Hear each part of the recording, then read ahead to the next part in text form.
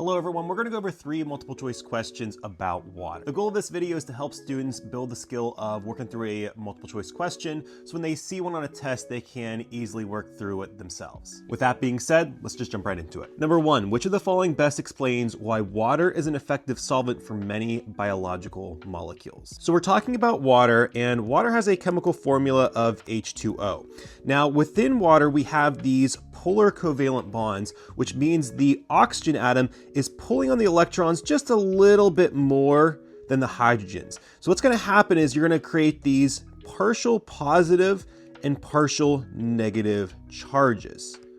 What these charges do is they create hydrogen bonds between other water molecules. Why is that important? Well, since water creates these hydrogen bonds with other water molecules, it starts to break down, or it starts to at least interact with other molecules as well. Because a lot of other molecules are polar, this water molecule is going to, again, interact, start breaking things down, and that's why it's a good universal, or it is the universal solvent. So knowing that in my brain, I'm gonna go through these answers and try to figure out which one of these answers sounds most like what I just explained.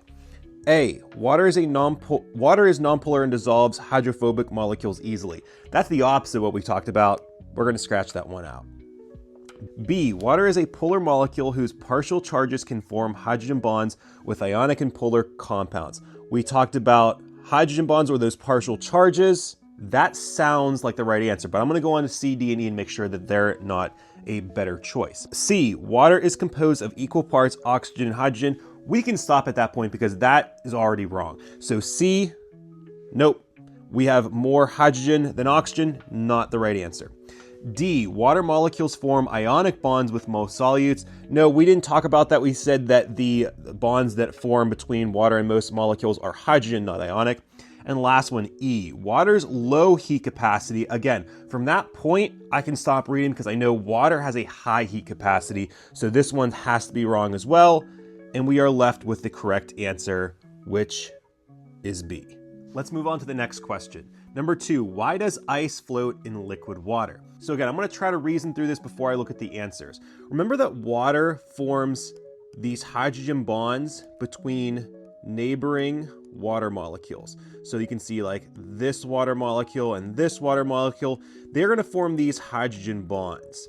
Now, whenever they do this just in liquid, they're kind of moving around and they're kind of bumping into each other and forming these things. But whenever water forms into its ice form or its solid form, it's going to have a more rigid structure. It's going to actually spread these molecules out. So when that happens, ice floats. And we all know that, yeah, ice floats. This is an easy concept to understand. But the reason behind this is that the water molecules in this ice are more spread out than they are in the water.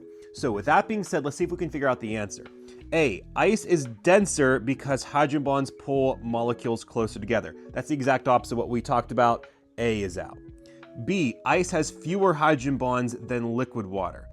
I can't disprove that with what I said, so let's move on. C, stable hydrogen bonds in ice keep molecules farther apart than in liquid water. That sounds like what I said, so I'm going to put a little line under here for C. D, oxygen atoms lose electrons when frozen, making ice lighter. No, we didn't talk about electrons being lost, so that can't be the answer. E, ice floats because water molecules become nonpolar when frozen. Again, I didn't talk about that. That doesn't sound like something that happens. And I'm left with, again, the correct answer, which is C. Let's go over the last question now, number 3. Why does sweating help regulate body temperature in humans? So again, I'm going to try to figure out what the question's asking me and then try to reason through it before I even look at the answers. So you should know that water has a high heat capacity. That means it holds on to heat very well. What that means is that when water heats up, it's just going to hold on to that heat for a longer time. However, because of that, whenever heat or whenever water evaporates from the heat, the water is actually going to take some of that heat with it. So whenever we sweat and the water starts to evaporate off our skin, it's actually kind of taking that heat away. So looking through the answers, A, hydrogen bonds in water release heat energy as they break. I don't like that answer. I don't think it's something that we talked about. B, water molecules become nonpolar during evaporation, lowering skin temperature. No, water does not become nonpolar. C, evaporation traps heat inside the remaining liquid water. That's not like That doesn't sound unreasonable as an answer, but I just don't think it's the right one. I'm gonna keep it there just so I can decide between maybe it and another answer. D, ionic bonds form between salts and water molecules absorbing heat. Nope, we don't wanna absorb heat, we wanna let that heat go. And then E, the fastest moving water molecules evaporate, removing heat from the skin. That sounds like what I talked about, and I'm gonna circle that because it is the correct answer. It's a much better answer than answer C.